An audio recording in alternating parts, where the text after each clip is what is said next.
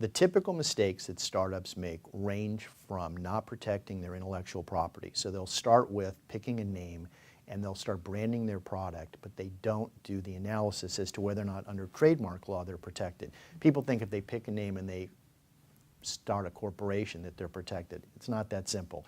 So you have to do the trademark analysis early on. Second things people will do is they'll hire employees or consultants and they won't document those arrangements. And the challenge there is there's very stringent laws in California about minimum wage and overtime and things like that. And if you don't have proper agreements in place and you think, oh, it's my friend, it'll never come back to bite me, think again, it often does. So that's something you want to protect yourself about. And then the other area that people miss is how do they deal with initial equity?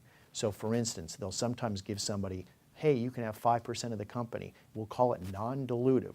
Well, the problem with that is when you issue other shares going forward, you do need the ability to be able to dilute somebody. So they won't properly value or document the equity grants that they make to people. And then the last thing I want to touch on is that get more money than you think you need, because people tend to believe that they can get somewhere on $100,000. And in the reality, things typically take longer than people expect and they cost more than they expect.